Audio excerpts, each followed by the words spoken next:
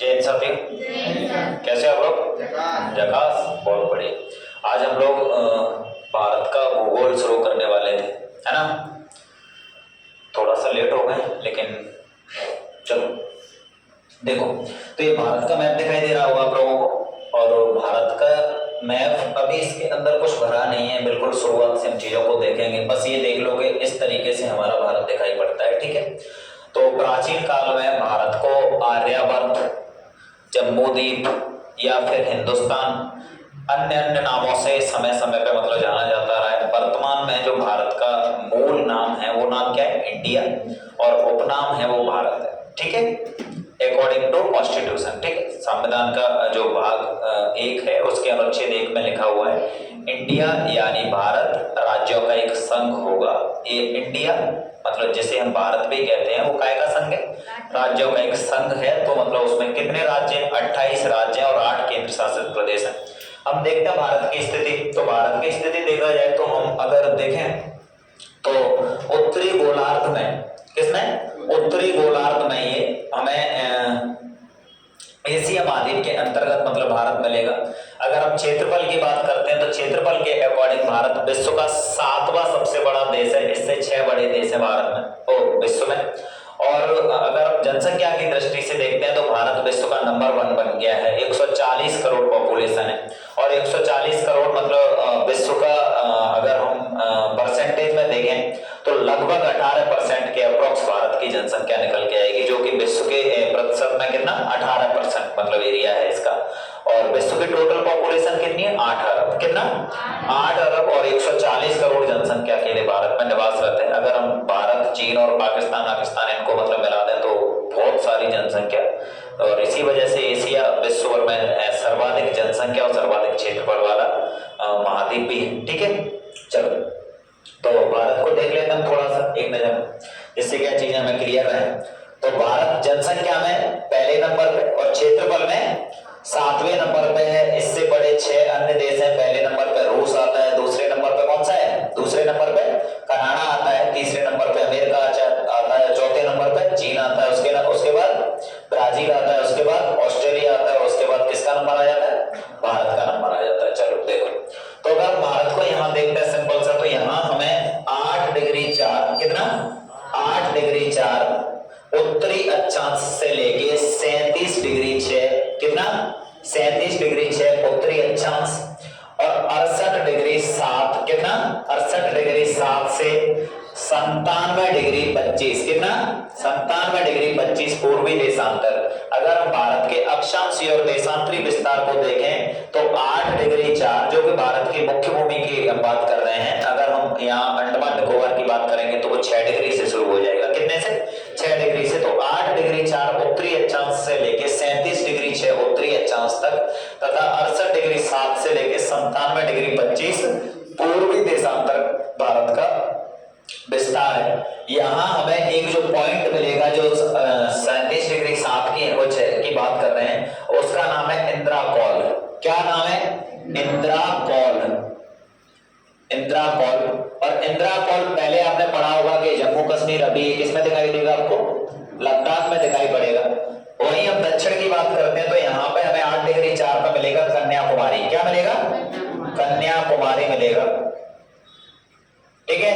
लेकिन हम भारत का दक्षिणतम बिंदु बात करें तो हमें ये निकोबार द्वीप में मतलब मिलेगा यहाँ पे, और उसका नाम है इंदिरा पॉइंट। क्या? इंदिरा पॉइंट। ये क्या था? इंद्राकौल लद्दाख में, और इंदिरा पॉइंट किसमें है? अंडमान निकोबार में। और मुख्य भूमि का क्या है? कन्याकुमारी। मुख्य भूमि का दक्षिणतम बिंदु कौन सा है? कन्याकुमारी, जो कि तमिलनाडु में है। चलो ठीक है। इधर देखो पश्चिमतम बिंदु को देखेंगे तो हमें कहां पे मिलेगा? ये गुजरात में मिलेगा। नाम क्या है इसका? सरक्रीक। क्या? सरक्रीक मिलेगा हमें गुजरात में। और इधर हम देखें तो अरुणाचल प्रदेश में भारत का पूर्वी बिंदु है, उसका नाम क्या है? बालांगू। क्या है? बालांगू। बालांगू कहां पे है? अरुणाचल प्रदेश में है। अरुणाचल प्रदेश में हमें मतलब इसका पूर्वी बिंदु मिल गया। तो देखो ध्यान से, यहाँ से प्रश्न बन जाता है आपका कि भारत का उत्तरतम बिंदु कौन सा है? इंद्राकौल। कहां पे? लद्दाख में। दक्षिणतम बिंदु कौन सा है? दक्षिणतम बिंदु है इंदिरा पॉइंट। अगर मुख्य भूमि का देखें तो कन्याकुमारी। अगर हम पश्चिमतम बिंदु की बात करते हैं तो सरक्रीक गुजरात में है, और अगर पूर्वी बिंदु की बात करते हैं तो कौन सा है? बालांगू इसमें यहां तक किसी भी बच्चे को कोई दिक्कत नहीं होगी। चलो कोई बात, आगे देखते हैं हम। आगे देखें तो भारत से सीमा साझा करने वाले जो देश हैं, भारत से सीमा साझा करने वाले जो देश हैं, कुछ वो देश हैं जो स्थलीय सीमा साझा करते हैं और कुछ देश हैं जो जलीय सीमा या सामुद्रिक सीमा साझा करते हैं। तो पहले हम स्थलीय सीमा की बात कर लेते हैं। तो भारत की जो स्थलीय सीमा की लंबाई है, किसकी बात कर रहे हैं हम? स्थलीय सीमा की लंबाई की बात कर रहे हैं। तो भारत की स्थलीय सीमा की लंबाई है वो तुम्हारी है 15,200 किलोमीटर। कितना है? 15,200 किलोमीटर। और जब हम तटीय सीमा की बात करते हैं, किसकी बात करते हैं? तटीय सीमा की बात, तो ये है 7,516.6 किलोमीटर। इसमें मुख्य भूमि की बात करें तो मुख्य भूमि में मतलब तुम्हारा मिलेगा 6100 किलोमीटर। कितना? 6100 किलोमीटर। और बचा हुआ जो मतलब किलोमीटर है 1400 किलोमीटर, वो किसमें है तुम्हारा? तटीय। वो तटीय सीमा किसकी? द्वीपों की। किसकी? द्वीपों की। तो टोटल तटीय सीमा है वो है 7,516.6 किलोमीटर और मुख्य भूमि की तटीय सीमा है वो तुम्हारा कितना है? 6100 किलोमीटर है। अब हम बात करते हैं स्थलीय सीमा की। तो स्थलीय सीमा मतलब भारत की कहां से शुरू होती है? तो हम बात करते हैं गुजरात से। कहां से? गुजरात से। और गुजरात से ये तटीय सीमा वो स्थलीय सीमा है वो ऐसे देखो, आप लोगों को दिखाई पड़ रहा है। यहाँ से देखो गुजरात, फिर उसके बाद यहाँ पे हमें क्या मिल जाएगा? राजस्थान मिल जाएगा। आगे चल के हमें पंजाब मिल जाएगा, फिर ये जम्मू कश्मीर का एरिया, फिर ये लद्दाख का एरिया, फिर यहाँ पे आएंगे तो हमें क्या मिलेगा भाई? मिलेगा हमें उत्तराखंड मिलेगा। उत्तराखंड के बाद यहाँ पे उत्तर प्रदेश मिल जाएगा, ये बिहार मिल गया, फिर उसके बाद सिक्किम मिल गया, फिर यहाँ पे असम मिल जाएगा। असम के बाद यहाँ पे देखेंगे तो अरुणाचल प्रदेश मिल जाएगा। उसके बाद क्या मिलेगा? नागालैंड मिलेगा। उसके बाद मणिपुर मिलेगा। उसके बाद मिजोरम मिलेगा और त्रिपुरा मिलेगा। और इसी के साथ साथ मतलब इधर देखेंगे तो हमें क्या मिल जाएगा? मेघालय मिल जाएगा। क्या मिल जाएगा? मेघालय मिल जाएगा। क्या मिलेगा? मेघालय मिलेगा। और लास्ट में जाके यहाँ मिलेगा हमें क्या? पश्चिम बंगाल। क्या मिल जाएगा? पश्चिम बंगाल। और इसी प्रकार हम देखेंगे तो 2 केंद्र शासित प्रदेश और 14 राज्य। कितना? 2 केंद्र शासित प्रदेश और 14 राज्य हैं जो भारत की स्थलीय इंटरनेशनल बाउंड्री बनाते हैं। समझ में आया मैंने कुछ बोला वो?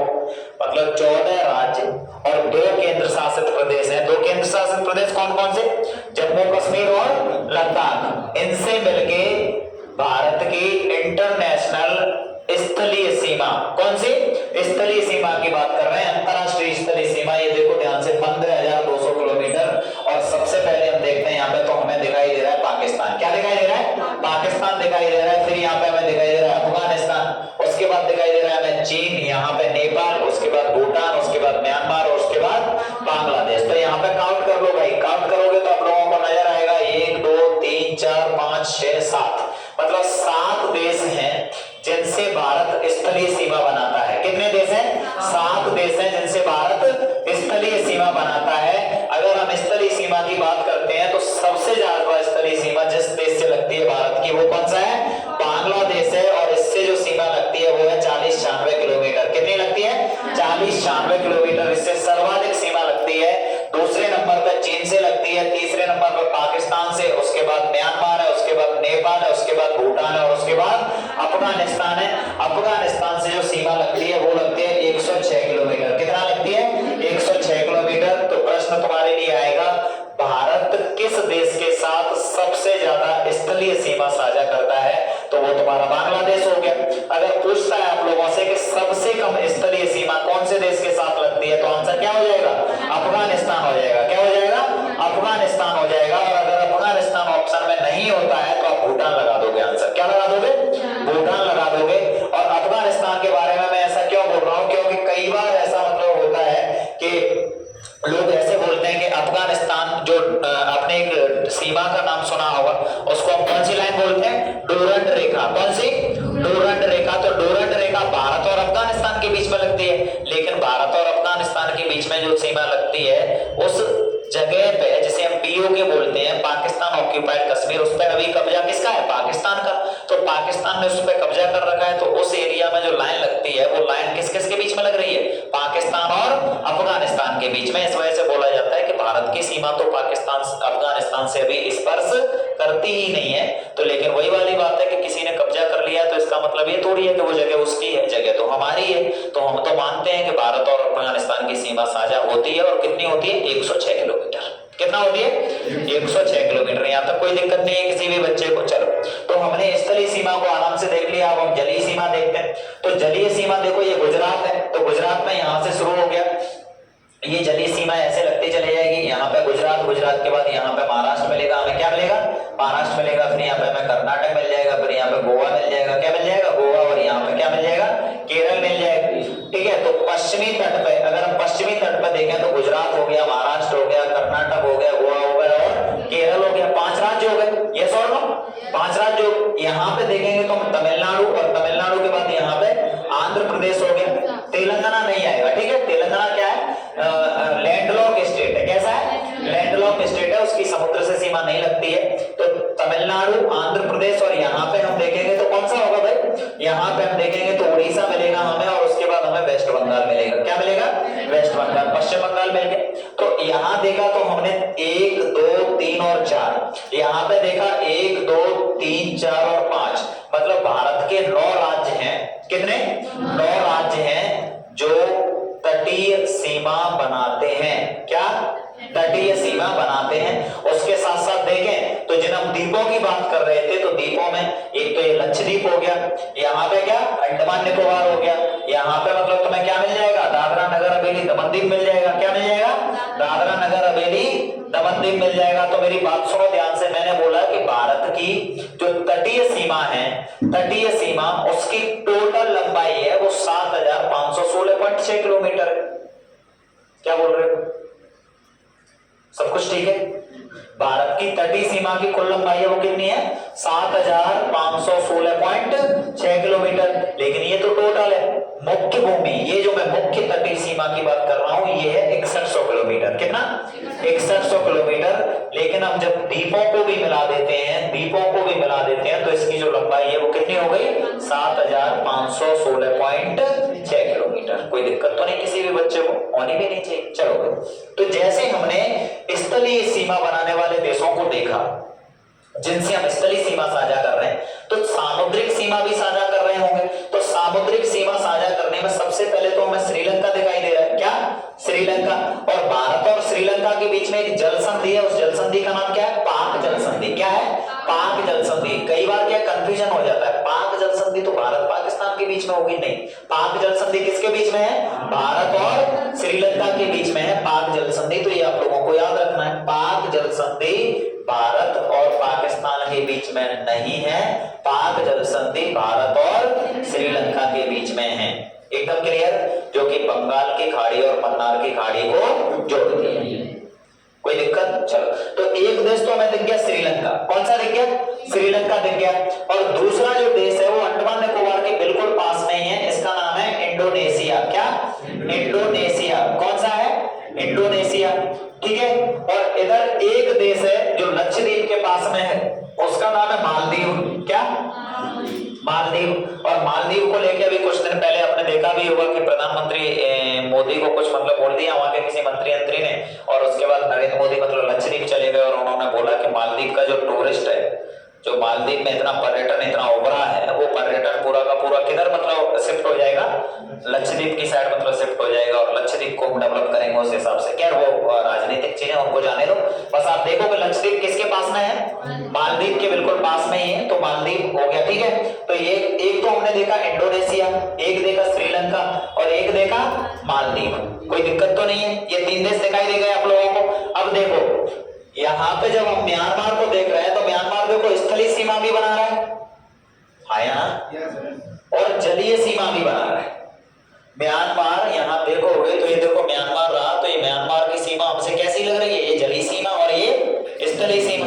तो म्यांमार स्थलीय सीमा भी लगाता है और जलीय सीमा भी लगाता है। अब देखो बांग्लादेश को, तो बांग्लादेश की स्थलीय सीमा भी लग रही है और जलीय सीमा भी लग रही है। क्या, स्थलीय सीमा भी और जलीय सीमा भी लग रही है। अब बात करते हैं पाकिस्तान की, तो पाकिस्तान को देखो, ये क्या लगा ली इसने, स्थलीय सीमा, और ये क्या लग रही है, जलीय सीमा। तो पाकिस्तान, बांग्लादेश और म्यांमार, कौन सा, पाकिस्तान, बांग्लादेश और म्यांमार। ठीक है, तो पाकिस्तान, बांग्लादेश, म्यांमार, 3 तो ये हो गए, और 3 ये हो गए मालदीव, श्रीलंका और इंडोनेशिया। पास में थाईलैंड है। ठीक है, पास में कौन सा है, थाईलैंड। मतलब कभी कभी मतलब पूछ लिया जाता है, बाकी कोई दिक्कत नहीं है। ये तो आप लोगों को स्पष्ट दिखाई दे रहा है, कोई दिक्कत तो नहीं है किसी भी बच्चे को, स्पष्ट हो गई है चीजें एकदम। चलो ठीक है, अब देखो भारत की स्थिति को देख रहे थे हम लोग, तो देखो भारत के ये जो पश्चिमी भाग है, भारत के पश्चिमी भाग इधर जाएंगे तो हमें क्या दिखाई पड़ेगा, ये अरब सागर। क्या दिखाई पड़ेगा, अरब सागर। जब हम पूर्व में जाएंगे तो क्या दिखाई पड़ेगा, बंगाल की खाड़ी। क्या, बंगाल की खाड़ी। तो ये तुम्हारा हो गया दक्षिण पश्चिम, यस और नो। और ये क्या हो गया तुम्हारा दक्षिण पूर्व। क्या हो गया, दक्षिण पूर्व। और सुदूर दक्षिण में देखेंगे तो हिंद महासागर। क्या है, सुदूर दक्षिण में देखेंगे तो हमें क्या दिखाई देगा, हिंद महासागर। तो ऐसी भूमि जो तीन ओर से जल से घिरी होती है उसको प्रायद्वीप बोला जाता है। क्या बोला जाता है, प्रायद्वीप बोला जाता है। तो इसी वजह से आप लोगों ने सुना होगा कि प्रायद्वीपीय भारत। तो प्रायद्वीपीय भारत देखो यहां से लेके ये जल से घिरा हुआ है, यहां से जल से घिरा हुआ है और यहां से घिरा हुआ है। तो ये वाला जो एरिया है ना, इसको क्या बोला जाता है, प्रायद्वीपीय भारत। क्या बोला जाता है, प्रायद्वीपीय भारत। लेकिन अब आपने और कुछ सुना होगा, उत्तरी भारत और दक्षिणी भारत। तो उत्तरी भारत और दक्षिणी भारत की जो विभाजक रेखा है, जो विभाजक रेखा है, वो एक नदी है मध्य प्रदेश में। और मध्य प्रदेश में एक नदी है, उसका नाम है नर्मदा, जो कि मध्य प्रदेश के अमरकंटक से निकलती है। मध्य प्रदेश के अमरकंटक से निकलती है और अमरकंटक से निकल के ऐसे चली जाती है, गुजरात में खंभात की खाड़ी में गिर जाती है। नर्मदा नाम है इसका। क्या, नर्मदा।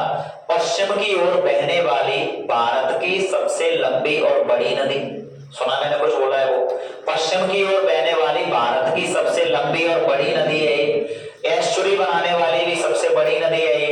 और उसके साथ साथ नर्मदा और यहाँ बैतूल से निकलने वाली एक ताप्ती नदी। कौन सी नदी, ताप्ती नदी, जिसे तापी भी मतलब लोग बोलते रहते हैं। तो नर्मदा और ताप्ती नदी वो नदी है जो उत्तर भारत को दक्षिण भारत से अलग करती हैं। कोई दिक्कत तो नहीं है अभी, किसी भी बच्चे को कोई दिक्कत है?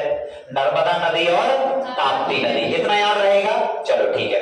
अब ध्यान से देखो, आपने सुना होगा एक नदी है, उस नदी का नाम है ब्रह्मपुत्र। कौन सी नदी, ब्रह्मपुत्र। तो ब्रह्मपुत्र नदी, ब्रह्मपुत्र नदी भारत की सबसे बड़ी नदी है। ब्रह्मपुत्र नदी भारत की सबसे बड़ी नदी है। वहीं गंगा नदी क्या वो कोई है, वही गंगा नदी कैसी है, भारत की सबसे लंबी नदी। तो सबसे बड़ी नदी मतलब सबसे चौड़ी, सबसे ज्यादा बहाव क्षेत्र है उसका, पानी सबसे ज्यादा लेके आती है। वहीं हम गंगा नदी की बात करते हैं, गंगा नदी। तो गंगा नदी कैसी नदी, गंगा नदी है। गंगा नदी क्या है, गंगा नदी भारत की सबसे लंबी नदी। तो लंबी नदी और बड़ी नदी, इन दोनों में फर्क क्या है?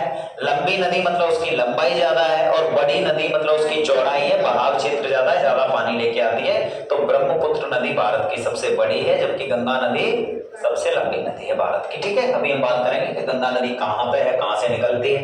वही बात करेंगे ब्रह्मपुत्र नदी कहाँ से निकलती है और कहाँ से मतलब उसका समापन कहाँ पे होता है, वो सब चीजें। ठीक है, अभी चलो देखो, आपने हिमालय पर्वतमाला का नाम सुना होगा, सुना है? हिमालय पर्वतमाला विश्व की सबसे ऊंची पर्वतमाला है। हिमालय पर्वतमाला की बात करें तो ये देखो पाकिस्तान से ये इतना मतलब फैली हुई है, ये पाकिस्तान से चली गई अफगानिस्तान, पूरा भारत, फिर चीन, फिर ये ऐसे करके निकल गई और ये यहाँ तक मतलब फैली हुई है। नाम क्या है इसका, नाम क्या है? हिमालय पर्वतमाला। नाम क्या है? हिमालय पर्वतमाला। तो हिमालय पर्वतमाला को देखें तो हिमालय पर्वतमाला 4 पार्ट में मतलब डिवाइड है। कितने पार्ट में डिवाइड है? 4 पार्ट में डिवाइड है। कुछ समझ में आ रहा है मैं कुछ बोल रहा हूँ? कितने पार्ट में डिवाइड है वो? 4 पार्ट में डिवाइड है। और 4 पार्ट कौन से हैं? जो सबसे बाहरी हिमालय है उसको बोलते हैं ट्रांस हिमालय। क्या बोलते हैं? ट्रांस हिमालय। इसके बाद है उसको बोलते हैं महान हिमालय। क्या बोलते हैं? महान हिमालय। उसके नीचे उसको बोलते हैं मध्य हिमालय। क्या बोलते हैं? मध्य हिमालय। और सबसे लास्ट में उसको बोलते हैं शिवालिक हिमालय। क्या बोलते हैं? शिवालिक हिमालय। तो हिमालय पर्वतमाला कितने पार्ट में डिवाइड है? 4 पार्ट में। यहाँ देख लो भाई, ऐसे क्रम लगा लेना इनका, इससे दिक्कत नहीं हो। तो ये दक्षिण, फिर इसके बाद, फिर इसके बाद, फिर इसके बाद। तो सबसे उत्तर में कौन सा है? ट्रांस। ट्रांस हिमालय मतलब पार हिमालय। क्या है? पार हिमालय। ठीक। उसके बाद है कौन सा? महान हिमालय। महान हिमालय को क्या बोलते हैं? बृहद हिमालय। इसको अन्य नाम से भी जानते हैं। इसको क्या बोलते हैं? इसको ग्रेट हिमालय ऐसे करके मतलब लिखा रहता है, महान हिमालय, बृहद हिमालय ऐसे, ठीक है। और इसके बाद मतलब आता है लघु हिमालय। क्या? लघु को क्या बोलते हैं? मध्य हिमालय। और उसके बाद लास्ट शिवालिक हिमालय।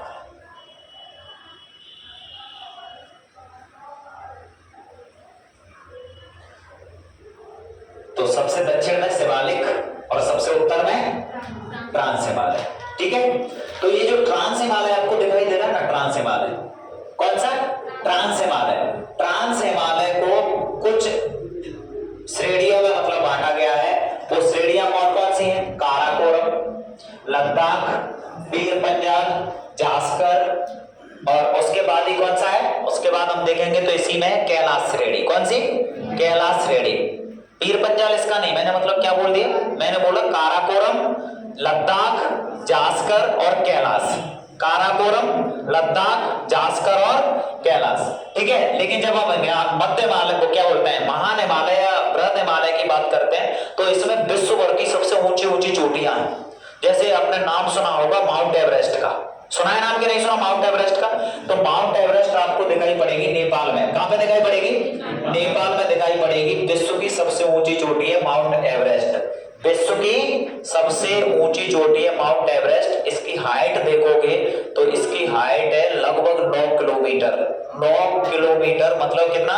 8,848 मीटर, मतलब लगभग 9 किलोमीटर के अप्रोक्स है ये, इतनी मतलब इसकी हाइट है। आ रहा है समझ में? क्लियर? किलोमीटर, ठीक है। 1000 मीटर मतलब 1 किलोमीटर, ठीक है। तो लगभग 9000 मीटर के अप्रोक्स है इसकी हाइट। तो मतलब कितना हो गया? 9 किलोमीटर मतलब हाइट है इसकी, बहुत। विश्व की सबसे ऊंची चोटी। लेकिन ये भारत की सबसे ऊंची चोटी नहीं है, क्योंकि ये भारत में स्थित ही नहीं है। तो भारत की कहां से हो जाएगी? तो नेपाल में स्थित है, ठीक है। तो भारत की सबसे ऊंची चोटी है वो कौन सी है? K2 Godwin Austen. कौन सा? K2 Godwin Austen. और K2 गॉडविन ऑस्टिन है वो ट्रांस हिमालय का पार्ट है। किसका पार्ट है? ट्रांस हिमालय का। तो बृहद हिमालय की भारत में स्थित सबसे ऊंची चोटी है, उसका नाम है कंचनजंगा। कौन सी? कंचनजंगा। और कंचनजंगा तुम्हारे को मिलेगी सिक्किम में। कंचनजंगा कहां पे है? सिक्किम में है। कंचनजंगा कहां पे है? सिक्किम में। कोई दिक्कत तो नहीं है? कंचनजंगा कहां पे? सिक्किम में, ठीक है।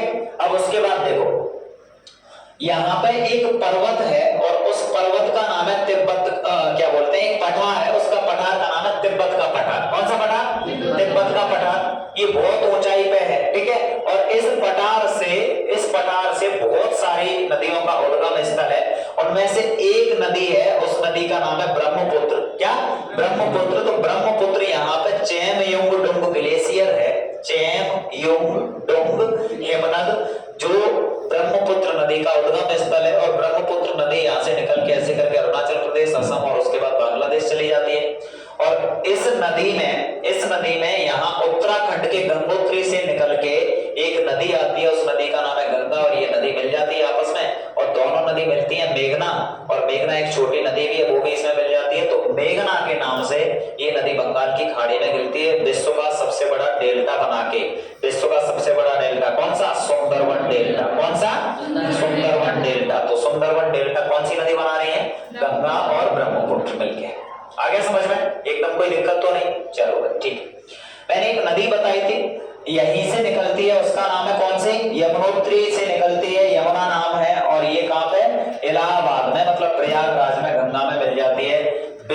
भारत की सबसे बड़ी सहायक नदी है और उसी के साथ साथ भारत की सबसे गहरी नदी है, नाम है यमुना। नाम क्या है? यमुना नदी। और ये कौन सी थी? गंगा नदी, ठीक है। और ये कौन सी है? ब्रह्मपुत्र नदी। क्या है? ब्रह्मपुत्र नदी। तो ब्रह्मपुत्र नदी को अलग अलग जगह पे अलग अलग नाम से जानते हैं। अभी हम नदी चैप्टर तो पढ़ नहीं रहे हैं, लेकिन फिर भी आपको थोड़ा सा जानकारी के लिए बता दूं। तिब्बत में इसको सांगपो के नाम से जाना जाता है। क्या?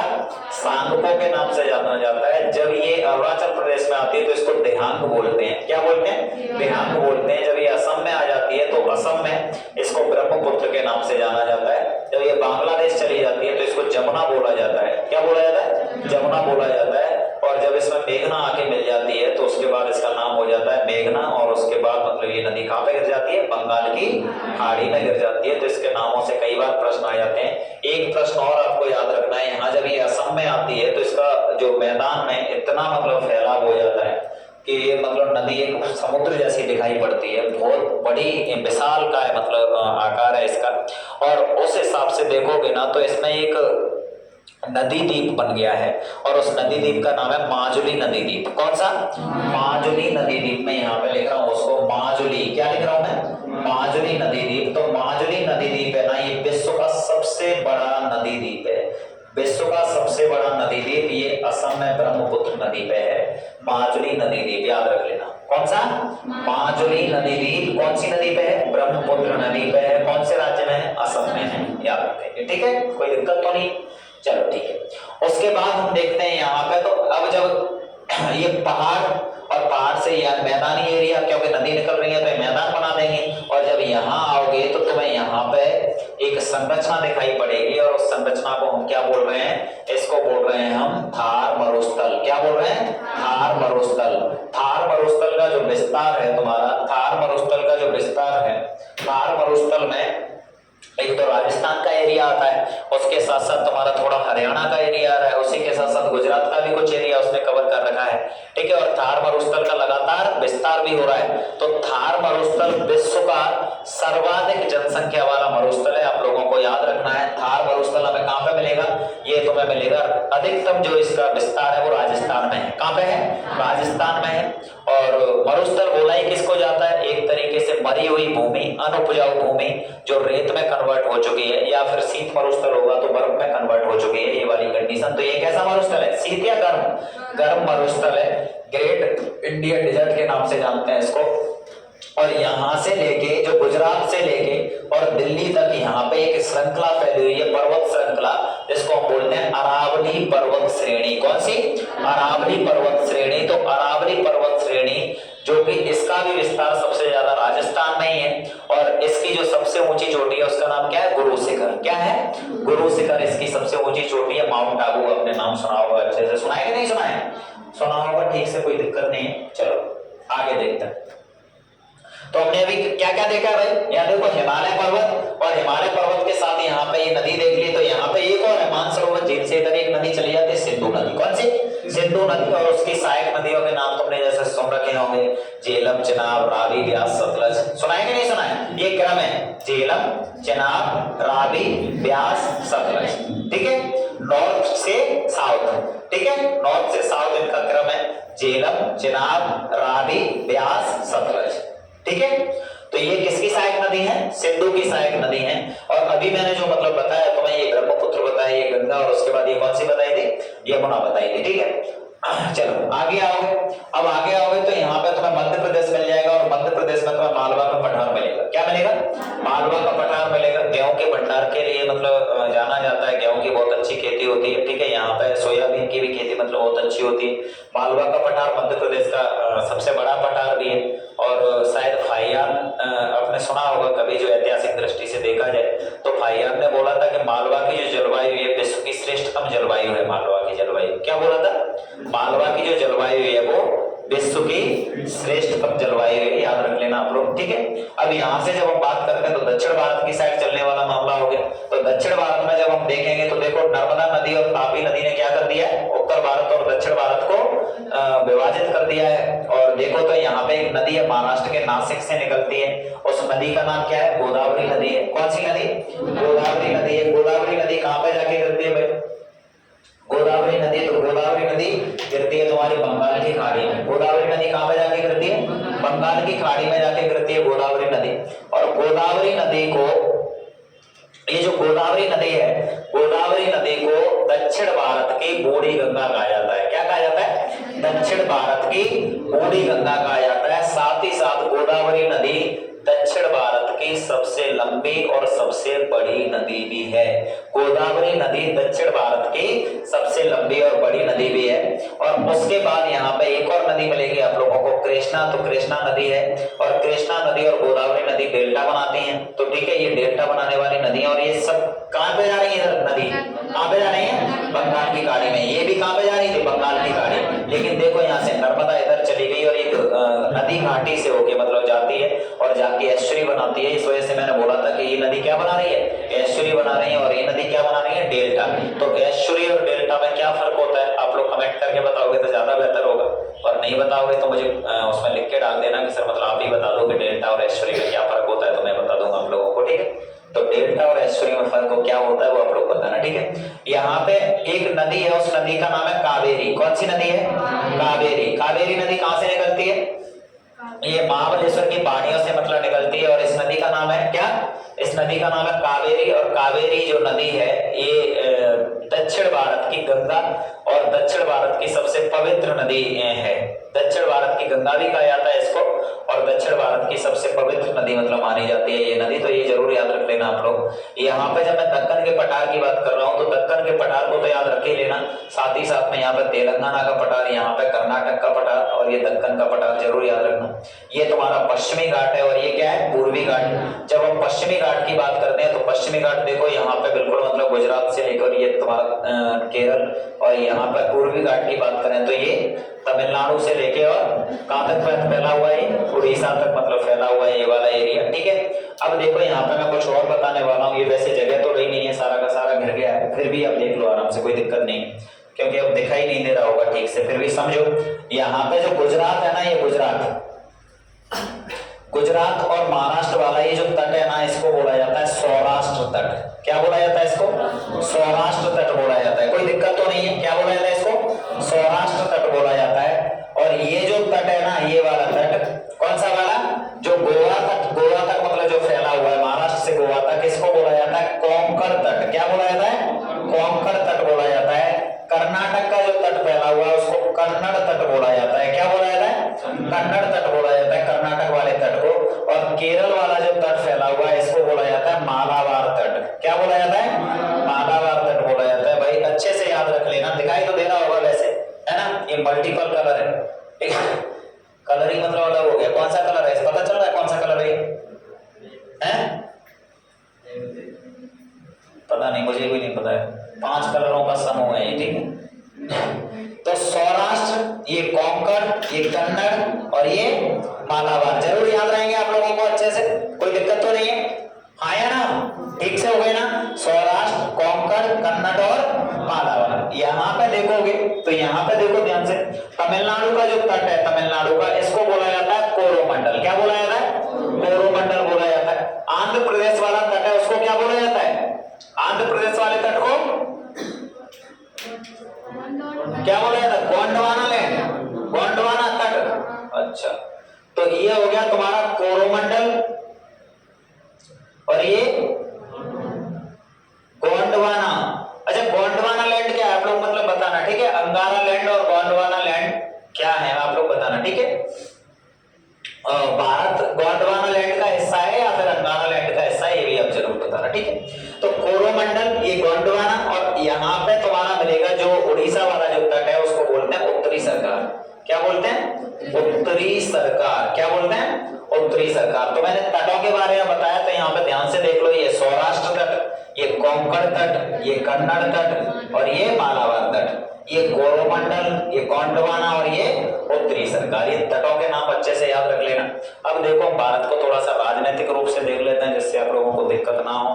अब बोर्ड पे क्या भर गई हैं चीजें, तो मैं आप लोगों को कुछ यहाँ पे मैप बना हुआ है, इसी में आप देखोगे तो ज्यादा बढ़िया रहेगा।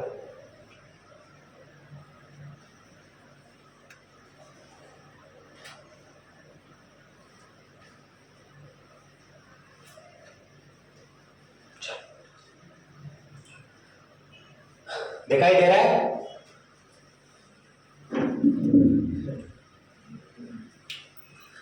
ये लद्दाख, ये जम्मू कश्मीर, ये हिमाचल प्रदेश, उत्तराखंड, पंजाब, हरियाणा।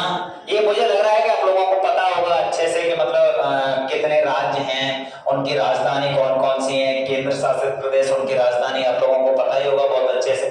मैं बात कर रहा हूं आप लोगों से, जो कर्क रेखा है, कर्क रेखा भारत के बीचों बीच से होकर गुजरती है, जो कि भारत के 8 राज्यों, इनमें कौन सा है, गुजरात हो गया, राजस्थान हो गया, मध्य प्रदेश हो गया, छत्तीसगढ़ हो गया, झारखंड हो गया, पश्चिम बंगाल, त्रिपुरा और मिजोरम। यहाँ याद रखना, मणिपुर और मिजोरम में लोग कंफ्यूज हो जाते हैं। तो यहाँ पर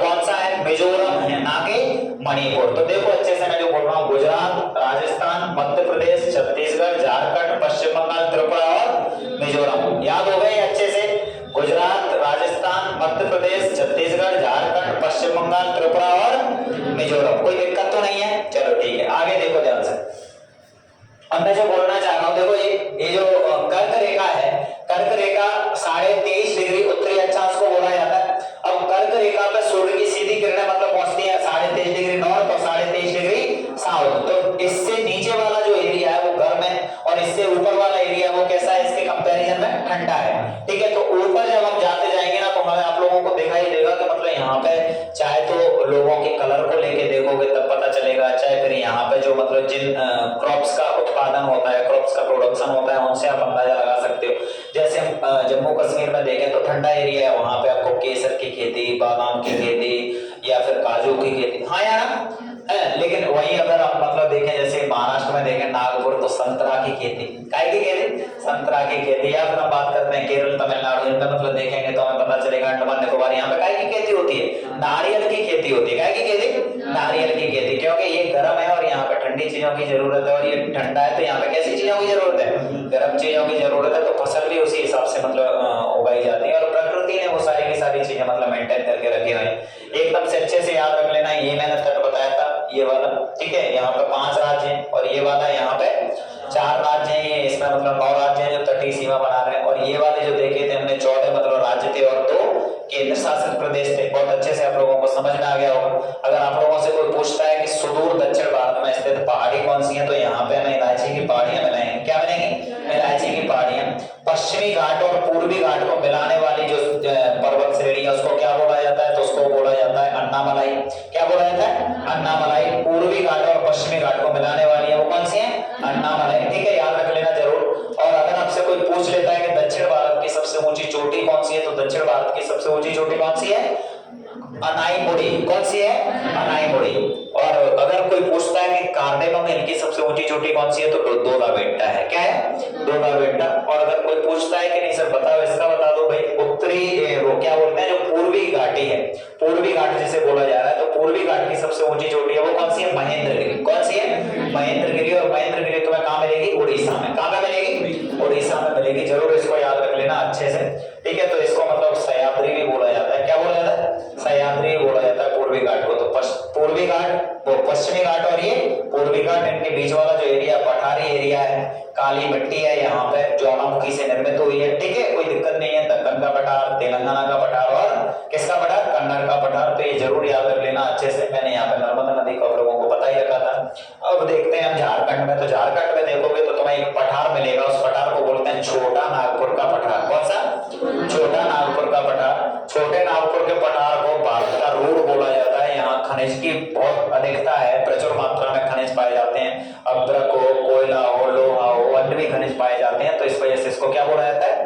भारत का रूर बोला जाता है। उसके बाद देखोगे तो आगे आप लोगों को मतलब यहाँ मेघालय में जाओगे तो मेघालय में आपको 3 पहाड़ियां मिलेंगी, गारो, खासी और जयंतियां। गारो, खासी, जयंतियां 3 पहाड़ियां भी हैं। यहाँ पे 3 जनजातियां भी हैं, गारो, खासी, जयंतियां नाम की। और उसी के साथ साथ आपको पता चलेगा कि जो खासी नामक पहाड़ी है, इसके ऊपर आपको मासेनराम और चेरापूंजी मिलेंगे, जो विश्व में सर्वाधिक बारिश वाले स्थान है। मेघालय में ही है। वो क्या है? गारो, खासी, जयंतियां में से जो खासी पहाड़ी है उसके ऊपर क्या है? मासेनराम और चेरापूंजी। तो विश्व में सर्वाधिक बारिश वाला स्थान है वो कौन सा है? मासेनराम। और दूसरा जो स्थान आता है वो कौन सा है? चेरापूंजी। जरूर अच्छे से याद रख लेना आप लोग। ठीक है, चलो उसके बाद आप लोगों को मतलब जो देखना है वो ये देखना है, कई बार प्रश्न आ जाता है कि पाकिस्तान से कौन कौन सीमा साझा करता है, चीन से कौन कौन सीमा साझा करता है, नेपाल से कौन साझा करता है, भूटान से कौन साझा करता है, ये। ठीक है, तो इसको मतलब मैं नहीं बताऊंगा, ये आप लोगों को मैप के थ्रू आपको देखना ही है। क्योंकि क्या होता है सबसे मेन चीज, कि जितनी बार मैप को देखोगे, जितनी बार मतलब प्रैक्टिस करोगे, उतनी चीजें आपके माइंड में चली जाएंगी। नहीं तो मैं इसको बताऊंगा तो आप क्या करोगे, या लिखा दूंगा मैं तो आप उसको क्या करोगे? रटने की कोशिश करोगे। उससे अच्छी बात यह है कि देखो ये पाकिस्तान दिख रहा है और पाकिस्तान से गुजरात ने सीमा बना ली, फिर ये राजस्थान ने बना ली, फिर ये पंजाब ने बना ली, हरियाणा बना रहा है कि नहीं बना रहा? नहीं बना रहा। हरियाणा बीचों बीच में है। जम्मू कश्मीर बना रहा है, बिल्कुल बना रहा है। ऊपर क्या लद्दाख बना रहा है? बना रहा है। तो हमें दिख गया, लद्दाख बना रहा है, जम्मू कश्मीर बना रहा है, पंजाब बना रहा है, राजस्थान बना रहा है और गुजरात बना रहा है। किसी के भी देखना है, कौन सा मतलब बड़ा वाला मामला है। अगर हमें देखना हो नेपाल का तो देखो यहाँ पर उत्तराखंड उत्तराखंड ने बना ली, उत्तर प्रदेश ने बनाई, उसके बाद बिहार ने बना ली। यहाँ पे पश्चिम बंगाल, देखो पश्चिम बंगाल ऊपर तक चला गया, पश्चिम बंगाल के केली न डाले, पश्चिम बंगाल यहाँ पे बांग्लादेश से सीमा बना गया, फिर यहाँ पे नेपाल से बना ली और यहाँ पे भूटान से बना ली। देख रहे हो इसके के? ठीक है, यहाँ पे तो आप लोगों को कंफ्यूज करने के लिए बोल दिया जाता तो आपके माइंड में चलता पश्चिम बंगाल तो नीचे है, लेकिन पश्चिम बंगाल आ गया समझ में। तो पश्चिम बंगाल ने सीमा बनाई, इससे सिक्किम ने बनाई, बिहार ने बनाई, उत्तर प्रदेश ने बनाई और उत्तराखंड ने बनाई। जब चीन की बात करते हैं चीन को भी ऐसे ही देख लोगे आप, आसानी से देख लेना चाहिए। मतलब ये आपको देखना है, इससे क्या होगा आपके माइंड में मतलब कॉन्सेप्ट बनेंगे और क्लियर मतलब चीजें हो जाएंगी और फिर बोलोगे भी कभी। ठीक है, चलो उसके बाद मतलब जो देख सकते हो आप, तो जो छोटी मोटी चीजें हैं इनको जैसे मतलब थोड़ा बहुत मतलब देखोगे तो बढ़िया ही रहोगे। तो मैं बात कर रहा था जैसे ये उत्तराखंड है और उत्तराखंड से जो ग्लेशियर में जिनकी बात कर रहा था, ये गंगोत्री ग्लेशियर और ये कौन सा है, यमुनोत्री ग्लेशियर। ठीक है, तो गंगोत्री से गंगा निकलती है और यमुनोत्री से यमुना निकलती है। तो यमुना नदी है ना, यमुना नदी ऐसे करके दिल्ली होते हुए पूरा का पूरा आगरा, फिर उसके बाद ऐसे करके निकल के कहां पे पहुंच जाती है, इलाहाबाद। और ये कौन सा, ये सीधा मतलब उत्तर प्रदेश, और उत्तर प्रदेश से यहाँ पे है इलाहाबाद में यमुना को ले गई, उसका साथ मिला के और फिर बिहार, बिहार के बाद पश्चिम बंगाल और पश्चिम बंगाल से साथ कहां चली गई, बांग्लादेश। तो ये गंगा और यमुना नदी। ठीक है, जब हम बात कर रहे थे ब्रह्मपुत्र की, तो ब्रह्मपुत्र यहाँ चैमयूर ग्लेशियर था ऐसे करके गई और यहाँ पे आ गई। और जब बात कर रहे थे किसकी, सिंधु नदी की, तो सिंधु नदी ऐसे कर गई थी। कोई दिक्कत नहीं है ना, क्लियर, एकदम क्लियर है सारी की सारी चीजें, मतलब क्लियर होनी चाहिए, रटारटी वाला मामला नहीं चलना चाहिए, एकदम क्लियर। रटोगे तो उतनी ज्यादा दिक्कतें होंगी और उन चीजों को तुम आसानी से मतलब देखोगे, थोड़ा मैपिंग के सहारे उसको पढ़ रहे हो, किताब से पढ़ रहे हो, नोट से पढ़ रहे हो, साथ में मैप का सहारा लो। ठीक है, अब जैसे मानो कि उसमें लिखा हुआ है कि मालदीव है, मालदीव वो भारत का सामुद्रिक पड़ोसी देश है, तो उसको देखो कि मालदीव कहां पे है, मैप में देखो उसको। जब उसमें लिखा है कि इंडोनेशिया का सुमात्रा द्वीप है, इंडोनेशिया का कौन सा, सुमात्रा द्वीप है, वो अंडमान निकोबार के बिल्कुल पास में है, तो उसको देखो मैप में कहां पे इंडोनेशिया का सुमात्रा द्वीप। जैसे ही उसको देखोगे उसके बाद कॉन्सेप्ट क्लियर हो जाएंगे। देखो वो वर्ल्ड का मैप लगा हुआ है, उसमें देखो आप भारत के पास में आपको इंडोनेशिया दिखेगा, बिल्कुल पास में दिखेगा इंडोनेशिया, दिख रहा है उसमें, बिल्कुल पास में दिखेगा। जब आप इस तरीके से देखने लग जाओगे तो मतलब चीजें क्लियर हो जाएंगी बहुत अच्छे से। उसमें लिखा हुआ है कि 82.5 डिग्री देशांतर है, वो भारत के 5 राज्यों से होकर गुजरता है। तो उसको देख लो एक बार के भारत के जो 5 राज्य हैं वो कौन कौन से हैं। तो उसको जब देखोगे आप लोगों को मतलब ऐसे उसमें ऑटोमेटिक अच्छे आपको देशांतरों के अक्षांशों की जानकारी होगी, तो आप निकालते चले जाओगे कि भाई ये उत्तर प्रदेश रहा, उसके बाद मध्य प्रदेश रहा, छत्तीसगढ़ रहा, उड़ीसा रहा और आंध्र प्रदेश रहा। जब सीधा निकाल के ले गए तो 5 मतलब राज्य मिल गए आप लोगों को। उसके बाद आप लोगों से कोई पूछ ले कि सर ये और बता दो हमें जल्दी से, भारत के लैंडलॉक स्टेट कौन कौन से हैं। हमने सारे के सारे राज्य वो तो देख लिए, जो यहाँ पे स्थलीय सीमा बना रहे थे वो देख लिए, या जलीय सीमा बना रहे थे वो देख लिए, तो बच कौन से गए, लैंडलॉक। तो लैंडलॉक जो स्टेट हैं मतलब भूमि आबद्ध, जिनकी जो सीमा है ना तो समुद्र से लगती है और ना ही किसी इंटरनेशनल बाउंड्री या फिर ना किसी अंतरराष्ट्रीय सीमा को साझा कर रही है, वो कौन से राज्य हैं। तो देखो हरियाणा की सीमा किसी को साझा कर रही है, हरियाणा की सीमा किसी पाकिस्तान से, अफगानिस्तान से, नेपाल, भूटान, चीन या जापान, किसी से नहीं, किसी से नहीं। तो हरियाणा कैसा है, लैंडलॉक। उसके बाद देखो मध्य प्रदेश, तो मध्य प्रदेश भी लैंडलॉक। उसके बाद देखो छत्तीसगढ़, छत्तीसगढ़ भी लैंडलॉक। उसके बाद देखो झारखंड, तो झारखंड भी लैंडलॉक। उसके बाद देखो तेलंगाना, तो तेलंगाना भी लैंडलॉक।